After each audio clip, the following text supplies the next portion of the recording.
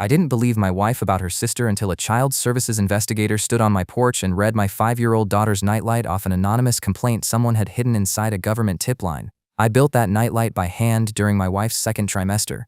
The stars on the ceiling spell our daughter's name in Braille, and only 3 people outside the walls of that house were ever supposed to know that. My name's Caleb. I'm 34, a software engineer at a fintech company nobody outside banking has heard of, and I live in a 3-bedroom house with my wife Marin and our daughter Ren. I'm the kind of man who keeps spreadsheets for household expenses and labels the circuit breakers by hand. Systems, data, the people I love. That last one is the one I'm here to talk about because one of those people turned out to be running a 12-year performance nobody in the family knew how to see.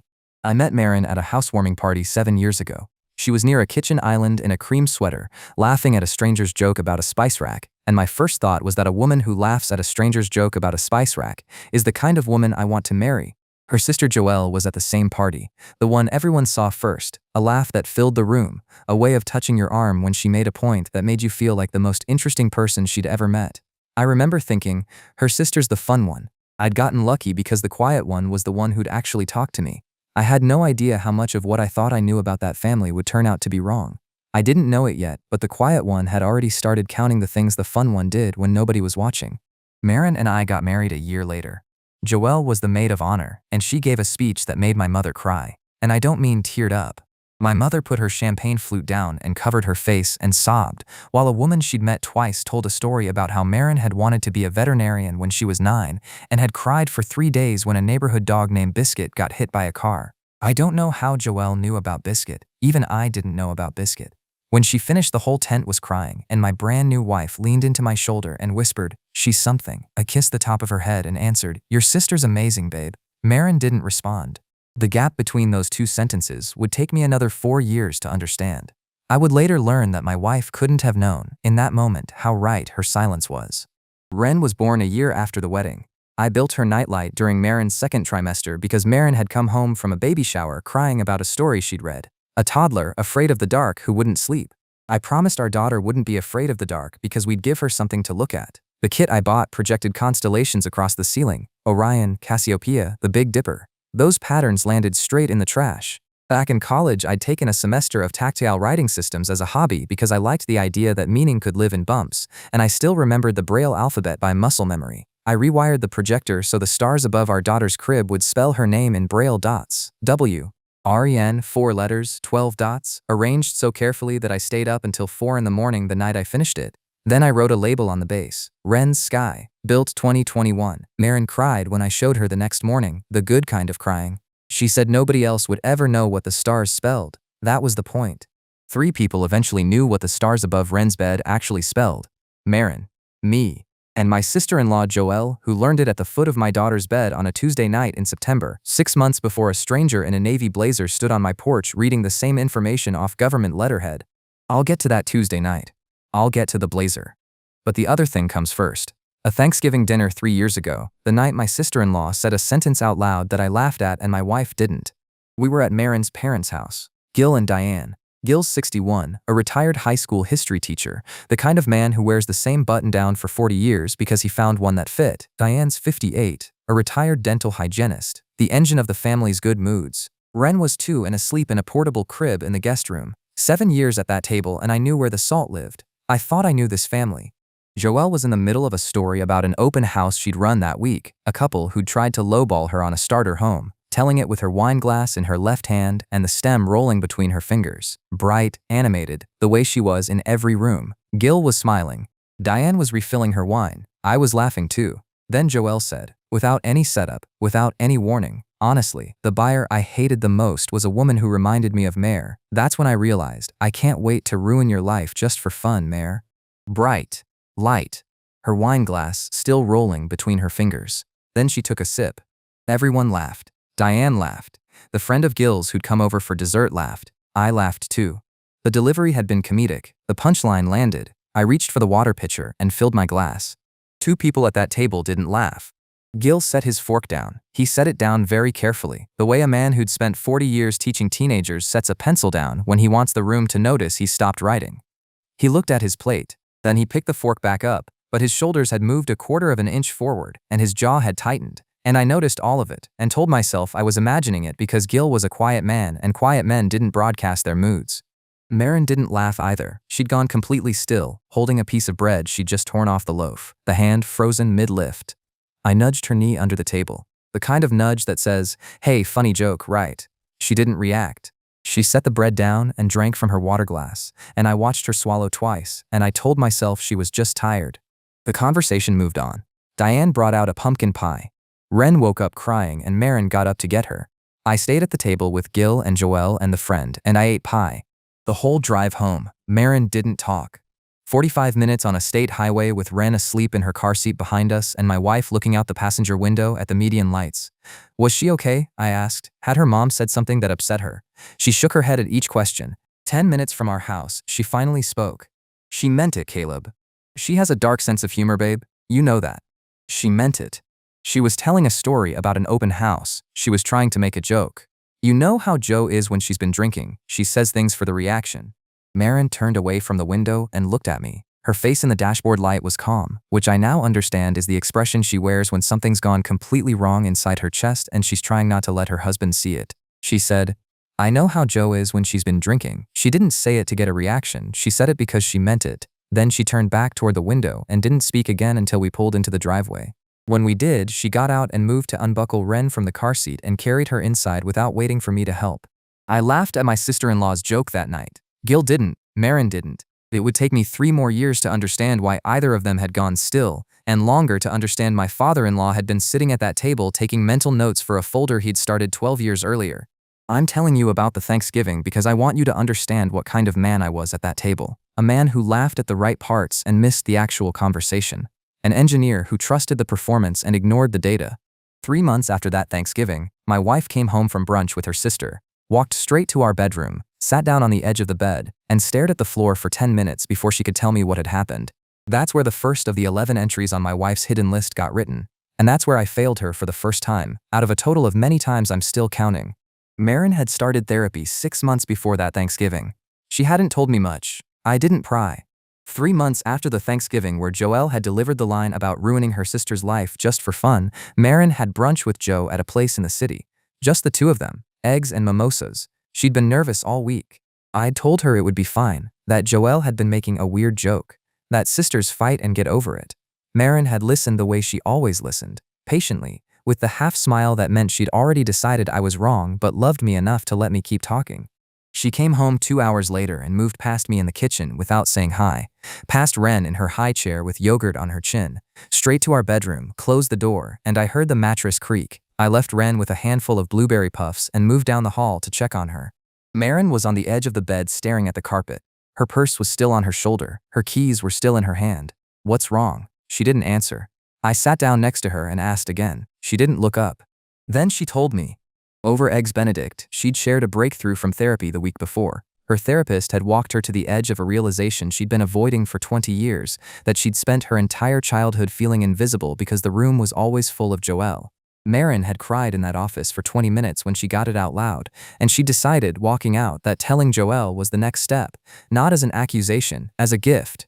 Jo had teared up across the table. She'd reached across and held both of Marin's hands and murmured, "Mare, thank you for telling me. I'm so proud of you for doing this work." They'd hugged by the host stand on the way out. Marin had gotten into her car feeling, for the first time in her life, like maybe she had a real sister. 2 weeks later, family dinner at Gil and Diane's. 8 people at the table. Joelle stood up during the salad course and tapped her knife against her wine glass. "I just want to say," she began, smiling at Marin, "how proud I am of my sister for doing the work to love herself." The table fell quiet. Diane looked confused.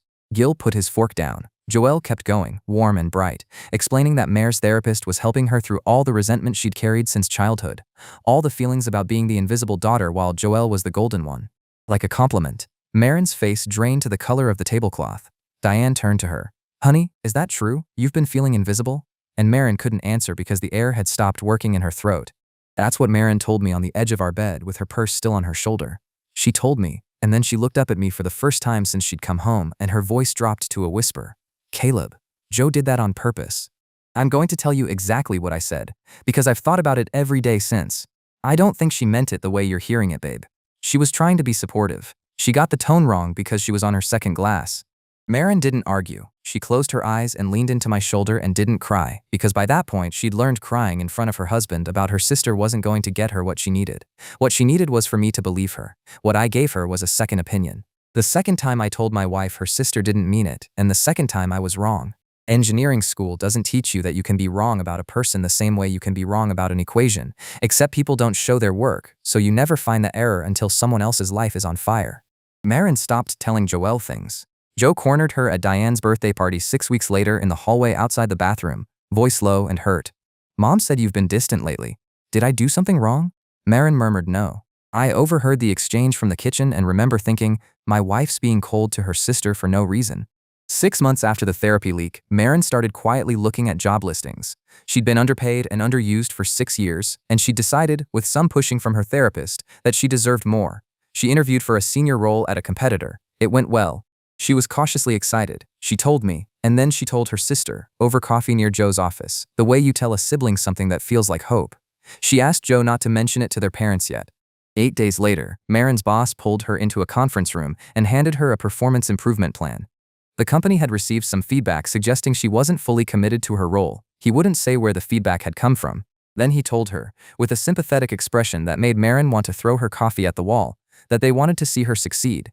Marin cried in her car for 20 minutes before she called me. Not into the phone.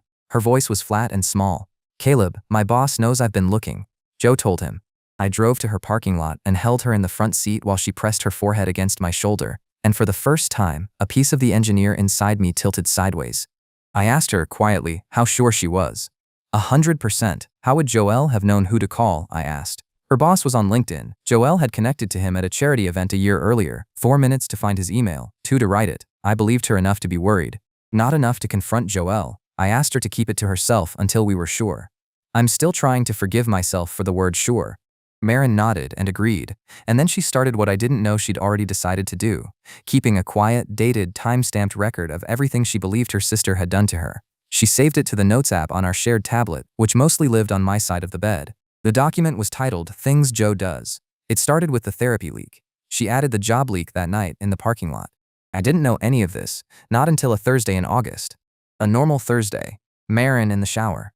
I was in bed with the shared tablet, about to check the weather for Ren's field trip the next morning. My thumb tapped the wrong icon, and Notes opened instead of the weather app, and at the top of the list was a document titled Things Joe Does. I should have closed the tablet. I knew I should have closed it. Instead, I opened the document. 11 entries. The first entry was the therapy leak, dated to the week after the family dinner. Marin had written it in careful, clinical sentences, the way she wrote everything. It ended with one line I'll remember for the rest of my life. Caleb said I was being dramatic. He doesn't believe me. The second entry was the hallway exchange at Diane's birthday party. The third was a comment Joelle had made at a family barbecue that I didn't remember, a comment about Marin's weight, framed as a compliment. The fourth was the job leak, ending. Caleb asked me to keep it to myself. He still doesn't believe me. I read all 11 in order. My hands were steady at first. By entry 6, they weren't. Entry 9 was about a lunch Marin had declined with Joelle the week before. A lunch I hadn't even known she'd been invited to. It ended, I can't tell Caleb because he'll say I'm spiraling. Entry 11 was from the night before. Joe texted tonight. Said she misses Ren and wants to come see her this weekend. I can't say no without Caleb asking why. 11 entries. Every single one ended with a sentence about me not believing her. The shower was still running. The water was hitting the tile, and my own pulse was hitting my eardrum. I had 30 seconds, maybe a minute, before Marin was going to walk out in her towel and ask if I'd checked the weather. 3 choices: close the tablet and say nothing. Close the tablet and tell her I'd seen it and I was sorry. Keep reading. I closed the tablet, put it face down on the nightstand. Then I stared at the ceiling. The shower turned off. Her towel came off the rack. She was humming the tune of whatever song had been in the car on the way home from work. When she strolled out of the bathroom in her robe with her hair wrapped up in a second towel and smiled at me, I smiled back. Rain tomorrow, babe. Dig out Ren's boots, she murmured. Already did, they're by the door. She rounded the bed to her side. She climbed in. She kissed me on the jaw. I turned off the light. That's the worst decision I've ever made in a marriage. The night I read 11 entries of my wife's fear in her own voice and then smiled at her like I hadn't seen her private handwriting. The engineer inside me refused to accept a dataset that indicted him, so I pretended I hadn't seen the data. The next morning I tried to fix it without fixing it. I poured Marin a cup of coffee and offered, as casually as I could, that maybe we should try couples therapy, just for a tune-up. Nothing was wrong. Marin set the coffee down. She looked at me for a long moment. Then she answered, very quietly, "I don't need therapy, Caleb. I need you to believe me." I told her, "I do believe you." She said, "Not enough." She headed out of the kitchen. I stayed by the coffee machine and listened to her footsteps go up the stairs and thought about the 11 entries I was never going to mention, and then I made myself a bowl of cereal because I couldn't think of anything else to do. 3 weeks later, Joelle came over for dinner. Marin hadn't been able to think of a reason to say no, and I hadn't been able to help her because I'd been pretending the tablet didn't exist. Joe brought Ren a stuffed fox, Marin a bouquet of yellow tulips, and me a bottle of the bourbon she knew I liked. As always, a guest impossible to resent. After dinner, Joelle asked if she could read Ren her bedtime story. Marin said yes because Marin couldn't say no. I followed them upstairs. Joe settled into the rocking chair in the corner of Ren's room, and Ren climbed into her lap with a book called The Constellation Story, the book that had inspired the nightlight. Joe read it to her, did the voices. Ren laughed. When the book was finished, Ren pointed up at the ceiling and announced, "Auntie Joe, look, the stars spell my name." Joelle glanced up. "Where, sweetie?" Ren climbed off her aunt's lap, stood on her bed in her footed pajamas, and traced the dots one by one with her finger the way Marin and I had taught her. "See? That one's a W, that one's an R, and there's an E, an N," like she was reading out loud. Then she turned and looked at Joelle. "Daddy made it." "Your daddy's so clever, sweetie," Joelle murmured, smiling. Her hand reached up toward the ceiling as if she were touching the stars herself. Then she tucked Ren in, turned on the nightlight, kissed the top of Ren's head. She headed out of the room ahead of me, and while I was following her down the stairs behind my sister-in-law, I remember thinking, my wife's being paranoid. This woman loves our daughter. 6 months later, that nightlight would be the second detail a stranger in a navy blazer read off an anonymous complaint on my living room couch, and I'd remember exactly which night Joelle had learned the stars on the ceiling spelled a name. But the blazer wasn't the next thing that happened. Something else came first. Through the last person in my life I'd have expected, in a break room over a cup of bad coffee, with a phone held up to my face. That's the part where I lost my wife for a week because I couldn't tell the difference between my sister-in-law's performance and a pattern I'd already seen in my own wife's handwriting. Devin Patel was the engineer across the aisle from me. 34, wife and a son, the kind of guy who ate the same turkey sandwich every day because he'd decided decision fatigue was real. We weren't close, but close the way men get close when they share a break room for 3 years. 10:15 on a Tuesday morning in March, 6 months after Joelle had tucked Ren in under the nightlight, 7 months after I'd read the 11 entries on the hidden tablet, I was at the break room coffee machine waiting for the carafe to finish brewing. Devin entered holding his phone. He saw me and his face did something I'd never seen Devin's face do. It turned careful. "Hey man," Devin began. "Can I talk to you about something? It's not a work thing." I said sure. Devin glanced at the door, then back at me, and held the phone up so the screen faced my chest but not the hallway. "I don't know how to bring this up. I was on a dating app last night. I'm happily married, just showing my wife something. And I came across a profile I think is your wife." The carafe finished brewing behind me. I didn't reach for it. I took the phone out of Devin's hand. The profile was Marin, main photo, my wife in a cream sweater in front of a brick wall, smiling at something off camera. I'd never seen the picture before. Second photo, Marin at a coffee shop, mid-laugh, head tilted back, one hand on her collarbone. I'd never seen that one either. Third photo, Marin in earrings I didn't recognize. Fourth, Marin from the side, hair backlit by afternoon sun. Then I scrolled down. The bio was written in Marin's voice. That was the thing that made me dizzy. HR by day, bad at texting. Quiet nights in are my love language. My favorite restaurant in the whole city is the Oak Line on 2nd because it's where I go when I need to feel like a human again. I'd taken Marin to the Oak Line on 2nd on our 2nd anniversary. We'd gone back every year. Only one person outside our marriage knew that was her favorite restaurant, her sister, because Marin had mentioned it 3 Christmases ago at dinner while explaining why Gil and Diane should take Joelle there for Diane's birthday. And the bio kept going. Weird fun fact about me. I have a scar on my collarbone from a bike wreck when I was 9, and my dad used to call me Marin the Barbarian for a month because I refused to cry. Marin's dad had called her Marin the Barbarian after the bike wreck. She'd told me that story the 3rd time we ever had dinner together. I'd seen the scar on her collarbone 1,000 times. I'd kissed it in the dark. I handed Devin's phone back. My hand was steady, my voice wasn't. "Devin, I need to leave work." "Caleb, I'm sorry man, I just thought you should know." "You did the right thing." I drove home running math. The profile contained details only 5 people knew. Marin, me, her sister, her mother, her father. My wife wouldn't create a dating profile. Neither would I. Diane barely understood how to forward an email. Gil was Gil. That left one person. And yet the collarbone scar was the kind of detail Marin might have mentioned to a college friend. The oak line was the kind of detail you could guess, the photos you could find on Instagram. The profile was, in isolation, circumstantial, and my engineer brain clutched at the circumstantiality with both hands because the alternative was a conclusion I wasn't ready to reach. Marin was at her laptop at the kitchen island when I entered.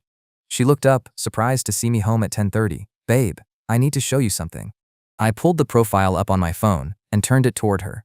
Marin scrolled. Her face didn't change for the first 3 photos. It froze on the 4th, the one of her in profile with the sun behind her. "I don't know this photo," Marin whispered. "You don't know it. I have never seen this photo in my life, Caleb. You're in it." "I know I'm in it." Her voice was getting thin. "I don't know who took it. I don't know when." She scrolled back. "I don't know the brick wall one either. I don't own that sweater anymore. Gave it to a thrift store 2 years ago." She scrolled to the 3rd. "These earrings aren't mine. They're Joe's." She put the phone down on the counter and stepped back from it like it was hot.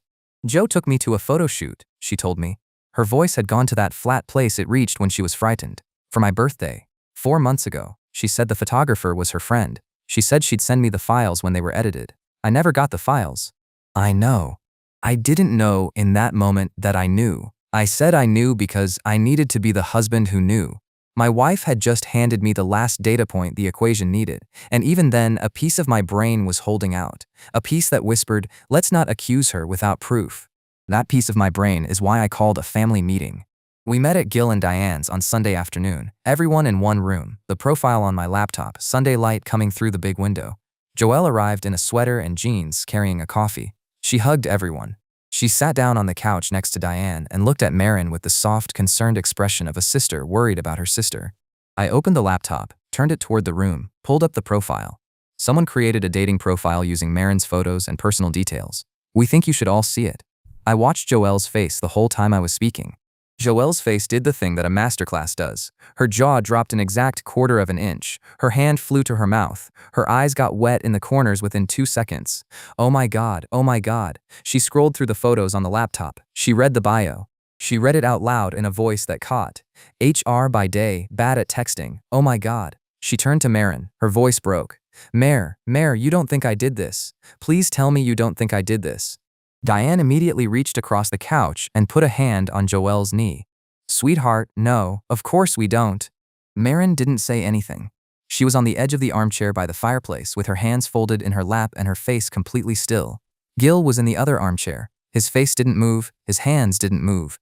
But Gil's hands were still in the particular way a man holds his hands still when he's refusing to let them do anything else. I noticed, and then I noticed that I'd noticed, and then I filed it under things I'd look at later. Joelle cried harder. "Caleb, you've known me for 7 years. Would I do this to my own sister?" She was looking at me now, not at Marin. "I love your family. I love Ren. I was there the day she was born. You know me." My wife wasn't looking at me. She was looking at the hem of her own sweater. Gil was looking at the coffee table. Joelle was looking at me. "I'm not accusing anyone," I offered. "I'm showing you what we found." A sentence I had rehearsed on the drive over, a sentence that said nothing. Joelle took it as absolution. She threw her arms around Diane and cried into her mother's shoulder. Gil stood up and announced he was going to refill his coffee. He moved past my wife without looking at her. Marin didn't react. My wife didn't move for a full minute while her mother comforted her sister and her husband stood next to his laptop with his hands at his sides like a man who'd just delivered a weather report at a funeral. We drove home that night in silence. I was waiting for Marin to tell me I'd handled it wrong. She didn't. She looked out the passenger window at the highway lights the way she had looked at them after the Thanksgiving dinner 3 years earlier. When we pulled into the driveway, she got out of the car, entered the house, climbed the stairs, and closed the bedroom door without saying goodnight. I slept on the couch that night. Marin didn't come down to ask me to come back to bed. The next morning, I tried to sleep in the bedroom again. Marin said nothing, but the bed had a cold spot on my side that hadn't existed before. I slept on the couch again. The night after that, I moved my pillow into the guest room at the end of the hall. The truth was, I couldn't look at my wife. I slept in the guest room for a week. During that week, I kept working, kept playing with Ren in the evenings like nothing was wrong, and kept running math in my head, looking for a version of events in which my sister-in-law's tears had been the truth and my wife's stillness had been a performance. The engineer inside me was looking for any error in the dataset that would let me keep liking Joelle. I'll spend the rest of my life thinking about the week I slept in the guest room. I thought Marin was becoming someone I didn't recognize. What was actually happening was that I was. On the Tuesday morning after the week in the guest room, my wife was at the office, my daughter was at preschool, and I was working from home because a migraine was starting and my vision was doing the gray edge thing it did when I hadn't slept. I was at my desk in the corner of the living room trying to push through an email thread when the doorbell rang. Expecting a package, I rose and crossed to the front door. The woman on the porch was in a navy blazer, holding a clipboard. A government ID hung from a lanyard around her neck. Very kindly, "Good morning. Is this the Voss residence? I'm Danielle Ortiz with the Department of Child Services. I was hoping to speak with Ren Voss's mother if she's available." I stood in the doorway with my hand on the doorframe and the world narrowed down to the sound of my own pulse. I invited her in, don't remember making the decision. What I remember is stepping backward into my own living room, gesturing at the couch, asking if I could get her water. She said yes. I crossed into my own kitchen, filled a glass from the sink, and noticed my hand wasn't shaking. And that fact was the scariest part of the morning so far. I called Marin from the kitchen with my back to the living room. "Marin, there's a woman from Child Services in our living room. She wants to talk to you." Silence for 3 seconds. Then, in a voice so flat it had no temperature, "I'm coming home." She hung up. I brought the water out to Danielle Ortiz.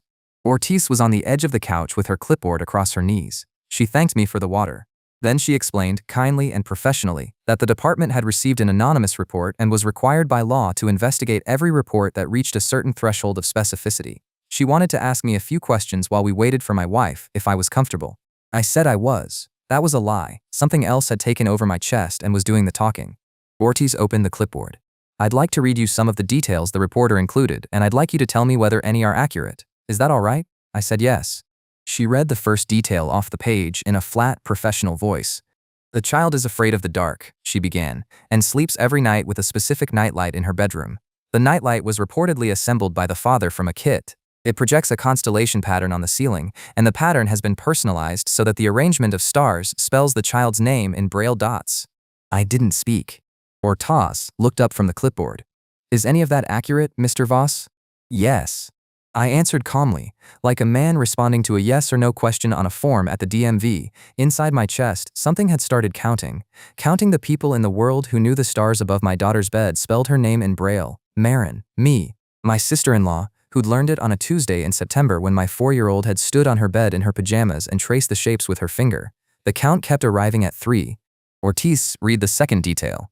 "The child has a fading bruise on her left shin," she continued, "approximately 3 inches in length, from an incident several months ago that the family hasn't sought medical attention for." The reporter expressed concern about the delay in care. "Ren had fallen off her bike in October, scraped her shin on a rock at the edge of the driveway, cried for 4 minutes, then asked for a popsicle. The bruise had been dark for a week, yellow for a month, fading for a month after that. Marin had pointed it out at a Sunday dinner at Gil and Diane's, laughing, telling everyone Ren was such a tank she hadn't even asked to go to the doctor. Joelle had been at that dinner."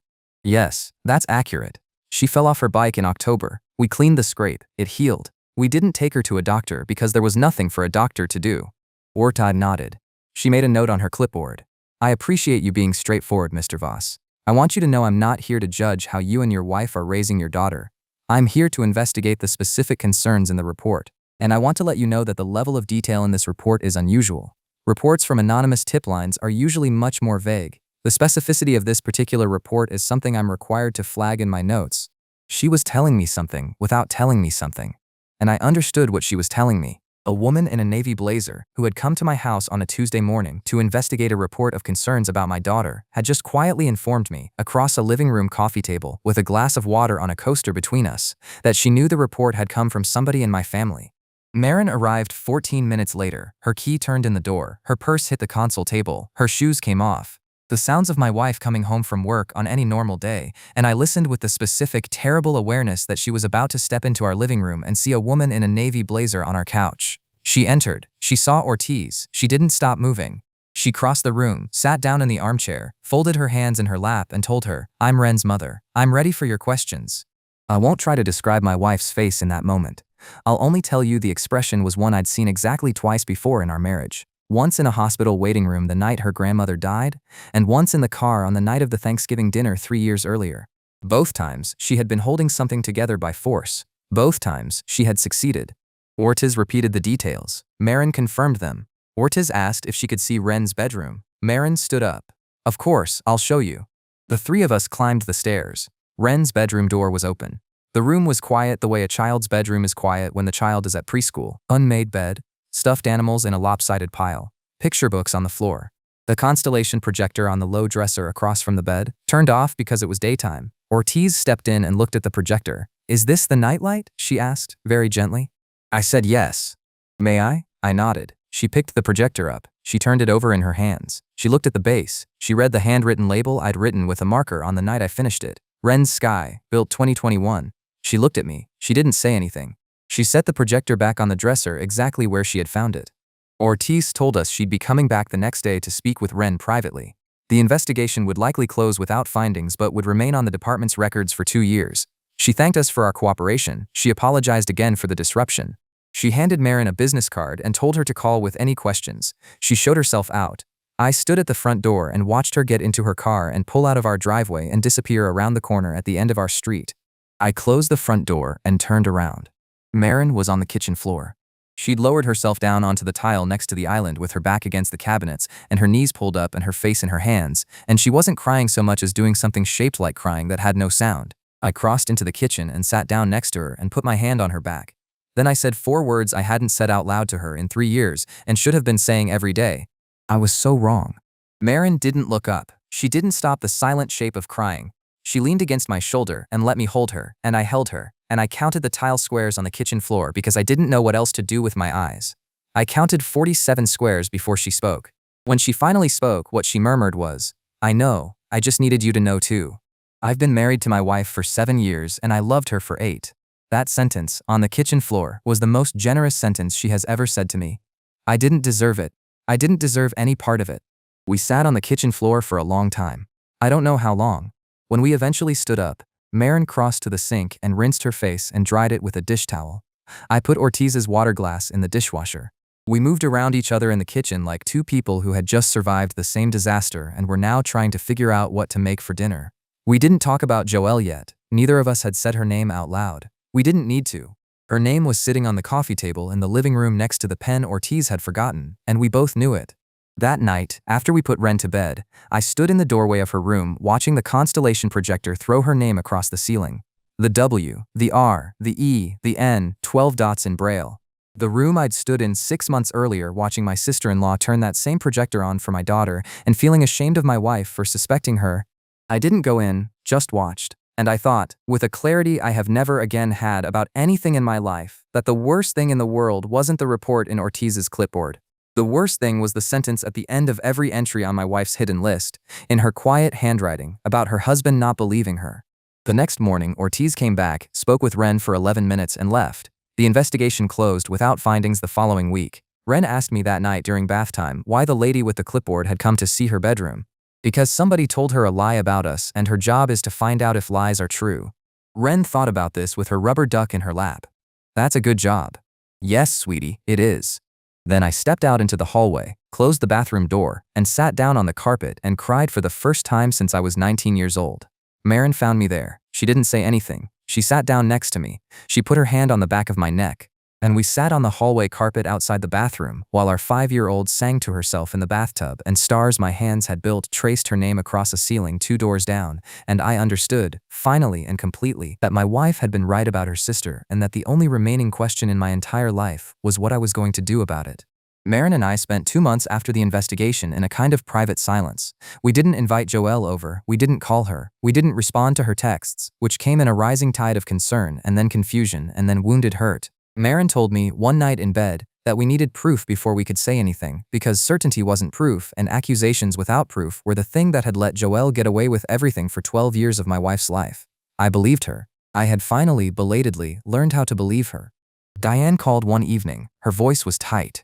"Caleb, I don't know what's going on, but Joe's devastated. She's calling me crying. You need to stop. You're tearing this family apart." I told her I loved her, and I couldn't talk about it yet. I hung up before she could answer. 6 weeks after the investigation closed, Marin's phone rang at 7 in the morning. I was making Ren's lunch. Marin answered standing at the kitchen island in her bathrobe. She said Tessa's name, and then she froze. "Tessa, slow down. What?" She listened for 30 seconds. Then she looked at me across the island. "Tessa's coming over right now." Tessa Okafor was Marin's best friend from college, an ER nurse at a hospital downtown, 33. The kind of woman who'd slept 4 hours a night for the last 10 years and still outworked everybody around her. She arrived at our house 14 minutes later in her scrubs, her hair still tied back from her shift, carrying her phone. She sat at our kitchen table. She put the phone down between us. "I'm sorry, I was at Halstead's last night after a double. I wanted one drink before heading home." Joelle was 3 tables over with 2 of her work friends. She didn't see me. I was going to leave, and then I heard her say the letters C, P, and S. Tessa unlocked her phone. She opened a voice memo. "I recorded 2 minutes and 14 seconds, she told us. "I couldn't not record it. I'm so sorry. You need to hear it." She pressed play. The voice memo had the muffled quality of a phone recording in a crowded bar. Glasses, laughter, and under all of it, clear and bright and amused, was my sister-in-law's voice. She was telling the story of the child services visit to my house the way people tell stories at a dinner party. She was naming the nightlight. And the ceiling stars, the ones that spell the kid's name, like, who even does that? I had to include that because it was too good. One of her friends laughed. "Joe, that's insane," Joelle answered. I know, it was mean, but honestly, I wanted to see if I could get an investigator on my sister's front porch. She's been acting like she's better than me for years, and I just wanted to see her face when she opened the door." One of the friends asked, "Did she know it was you?" Joelle laughed. "She couldn't prove it. That was the whole point. I even put in the bruise on the kid's leg from the bike fall. I left out the stupid rabbit." Her friends laughed. "You should have seen the husband when he opened the door. He looked like somebody had hit him with a shovel." The recording ended. Marin was crying silently with her face in both hands. Tessa was gripping the edge of the kitchen table hard enough that her knuckles had gone pale. I was completely still. I was thinking about the word shovel, which Joelle had used about me, while I was on my own kitchen floor 2 months earlier telling my wife I'd been so wrong. Tessa repeated, "I'm so sorry. I thought you needed to have it." "Tessa, you just gave us proof." Marin murmured, quietly, "We need to take it to my dad." We drove to Gil and Diane's house. Diane was out running errands. Gil was in the kitchen at the table with a cup of coffee and a crossword. He looked up when we entered. He saw our faces. He set the crossword down without finishing the clue he'd been working on. "What happened?" Marin put Tessa's phone on the table. She pressed play. Gil listened to the entire 2 minutes and 14 seconds without moving a single muscle in his face. When the recording ended, he sat there for about 10 seconds with his hands folded on the table in front of him and his eyes on the middle distance. Then he pushed his chair back and stood up and headed out of the kitchen and down the hallway toward his study. Marin and I looked at each other across the table. We waited. Gil came back 2 minutes later carrying a manila folder. The folder was 3 inches thick. He set it on the kitchen table between us. He put his hand flat on top of it for a moment, the way a man touches the lid of a box he's been keeping something important in for a long time. Then he looked at my wife. "I've been waiting 12 years for somebody else to see it. I started this when Joelle was 17. I didn't have enough evidence for your mother then. If I'd confronted her without proof, Diane would have taken her side and I would have lost the ability to see what Joelle was doing next. So I watched, and I wrote it down, and I waited for something that couldn't be denied." He opened the folder. I won't walk you through every page. The folder contained dated, handwritten notes on dozens of incidents going back to Joelle's senior year of high school. A page about a boyfriend Marin had dated at 17 whose relationship with her ended after Joelle told him Marin had cheated. It wasn't true. A page about a college roommate of Joelle's named Natalie Chen who had transferred mid-semester after Joelle had filed a false report about her with the dorm. 3 years ago, Gil had tracked Natalie down at a coffee shop in Portland and written it all down. A page about the therapy leak. A page about the job leak. A page with a printed screenshot of the dating profile time-stamped from an IP address Gil had somehow gotten. The last page in the folder was titled in Gil's careful block handwriting the single phrase anonymous report. Underneath, "I don't yet have proof, but I know." I looked at my father-in-law. Gil was a retired history teacher who kept his button-down shirts for 40 years and carved a turkey with a knife he kept in a drawer lined with felt. He'd been the quietest man at every family dinner I'd ever attended. He had been at that Thanksgiving table 3 years ago when his daughter Joelle had delivered the line about ruining Marin's life just for fun, and he'd set his fork down, and he'd gone home that night and made a new entry in a folder I hadn't known existed. He'd decided for 12 years that the cost of being believed was building a case that couldn't be broken. "Dad!" Marin was crying. Gil reached across the table and took her hand. "I'm so sorry, sweetheart. Kept thinking if I told you before I had proof, you'd try to confront her alone, and she'd do something I couldn't protect you from. Was wrong about a lot of it. I'm sorry." "Daddy, you're not wrong. You were the only one who was ever right." 3 days later, we had the family meeting at Gil and Diane's house. Marin and I were there. Tessa was there. Diane had spent the 3 days reading the folder 1 page at a time at Gil's kitchen table. Her face when we entered was the color of ash. Joelle arrived 15 minutes late carrying a bottle of wine and expecting a reconciliation. She sat down on the couch. She smiled at everyone. Her smile caught when she saw Tessa. Gil played the recording first. Joelle's mask didn't slip slowly. It dropped in one motion, like a piece of furniture falling off a truck. She looked at Gil. She looked at Diane. She looked at Marin. Her face rearranged itself into a version of her face I'd never seen. A version with the warmth turned off and something underneath that had been running the performance the whole time. Her voice dropped perfectly level and perfectly cold. "You're all going to regret this." She stood up. She strode out of her own parents' house. Nobody followed her. Diane collapsed into Gil's arms. Marin held her mother's hand. I stood by the window because I hadn't earned the right to stand anywhere closer. Gil crossed over to me after a few minutes and put his hand on my shoulder. "You saw it eventually, son. That counts for something." I didn't answer. I just let him leave his hand there because I didn't deserve his kindness and he was giving it to me anyway. Joelle has been no contact for 3 months now. Diane is in grief counseling. Gil's folder is in a locked drawer I now know the location of. Marin and I are closer than we have ever been, a thing I'm still learning to say without my throat closing, because the closeness is built on top of a failure I almost didn't come back from. Last night I stood in the doorway of Ren's bedroom for a long time. The constellation projector was on. The stars spelled her name in braille across the ceiling the way they have every night since she was 2 months old. Ren was asleep on her side with one hand tucked under her cheek, and I thought about the man who built that nightlight, and about the 11 entries he read in silence on a Thursday in February and then put face down on a nightstand because he wasn't ready to be the man who had done what he had done. I thought about my wife asleep down the hall, and about the 2 years she spent being right about her sister while I was busy being careful. Careful is the word I'll carry for the rest of my life. Careful is the word I used when I should have used certain. Ren's nightlight is still on. I check it every night before I go to bed. I check it because I can.